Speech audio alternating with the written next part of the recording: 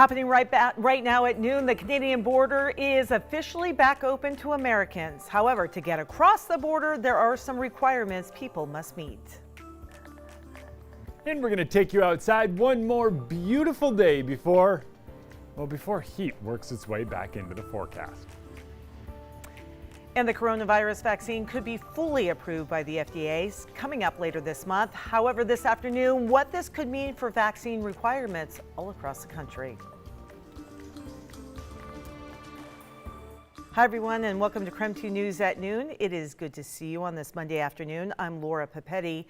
And we do begin with our big story at noon. The Canadian border is back open to non-essential traffic after about 17 months of being shut down. That means American citizens can now cross over into Canada, but Canadians will have to wait until August 21st to come into the United States. The U.S. Travel Association estimates that each month the border is closed cost $1.5 billion. Canadian officials say the country had 22 million foreign visitors back in 2019. 15 million of those people from the U.S. Our sister station spoke with a family from Victoria who lined up early to cross into Canada.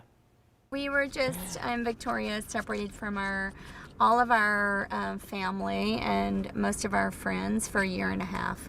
So we finally felt like we needed to cross so we could reunite with them, and our moms are not in good health, and yeah, it was time to go. So it is good news for that family. 1201 non-essential travel into the United States from Canada and Mexico, however, still restricted at least until August 21st. And even though the border is open, it's just not as simple as driving across. So here's what you need to know before you make a trip north into Canada. Starting on Monday, August 9th at 12:01 Eastern, so Sunday night out west, Americans can finally cross the border into Canada. But there's a catch, a handful actually. 1, you have to be fully vaccinated 14 days before crossing the border. 2, you can't go if you have any COVID-19 symptoms. 3, you have to bring your vaccine card or a picture of it and submit it ahead of time through the ArriveCAN app or online through ArriveCAN. 4, you need a negative COVID test result taken within 72 hours of crossing the border. Even with that, some people will be randomly tested upon entry. 5, you don't need to quarantine once you get there, but you must submit a quarantine plan and be prepared to isolate if the Border Patrol orders you to do so. If they do and you don't, you'll be fined $5,000 every day you're there. 6, you still need a valid passport or an enhanced driver's license, same as pre-pandemic. And what about the kids? Well, 12 and up, they need to be fully vaccinated. 11 and under, they can go with you, but they'll have to take a coronavirus test on the 1st and 8th day after crossing the border. Last thing, don't try to beat the system. The Canadian government says that anyone who submits false information about their vaccination status could be fined $750,000 or sentenced to 6 months in prison. I'm Steve Bunin. All right, and the Canadian border is open to American citizens and permanent residents. However, the border is not open as some COVID-19 restrictions remain in place. Our team coverage does continue this afternoon with Nicole Hernandez. She is answering some common questions about that border reopening. Yeah, so one of the biggest questions about the opening is who can actually travel across the border. So the border is open to American citizens and permanent residents living here in the United States, but they have to be vaccinated at least 2 weeks before entering. Travelers have to bring their COVID-19 vaccination card or at least a photo of it. They also have to submit it ahead of time through the ArriveCAN app or online through the ArriveCAN web portal. The second question is, when will the Canadian border reopen to everyone who has been vaccinated? The Canadian government plans to open Canada's borders to the rest of the world on September 7th. That date, though, can change. The third question we have, will I have to quarantine? Fully vaccinated travelers who meet specific criteria do not have to quarantine when they get to Canada, but they will have to show a quarantine plan and be ready to isolate if they are ordered to. Fourth, will I need a negative COVID-19 test? Yes, people traveling across the border will need a negative test. You'll have to take the test within 72 hours of crossing the border. Once you get through to Canada, though, fully vaccinated travelers will not need to test again. The final question here is, when will the U.S. open its borders to Canadians? Border restrictions for non-essential travel into the States from Canada will continue through at least August 21st. Only essential travel is allowed. U.S. citizens and lawful permanent residents returning to the country are allowed back into the country, though. And of course, as you plan these trips, you will still need other necessary documents to travel into Canada, like your passport and your Nexus card. In the newsroom, I'm Nicole Hernandez.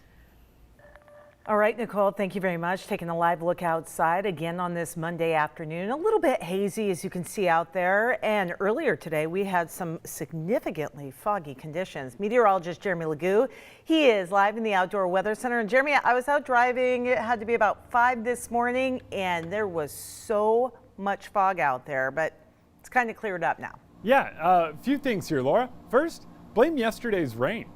That gave us some of the moisture in the low levels of the atmosphere, and as temperatures dropped early in the morning, all that moisture condensed and basically formed a cloud that was on the ground. That gave us our fog early this morning, but notice, not even a cloud in the sky. Now that the sun's up, temperatures climb. You get those temperatures to climb away from the dew point. Once they do so, all of that water vapor in the air turns back into water vapor in the air. Temperatures, though, feels good, 68 degrees. And unfortunately, you got to enjoy this 68 degrees while you still can, and good air quality. We're at 60 on the AQI. Keeps us at moderate, and we'll stay there tomorrow as well. Temperature is mild. How about this one for you? 68 here in Spokane, 67 in Coeur d'Alene, 68 in Sandpoint, mid-70s out in central Washington. Not a cloud in the sky, and temperatures on the rise. We're in the mid to upper 60s now. By this afternoon, we'll climb up into the low 80s or right near 80. And this is kind of our last day of a break from the heat. And then it builds back in, and it builds back in quickly. Excessive heat watches are in place across the inland northwest for temperatures climbing into the upper 90s and triple digits later on this week.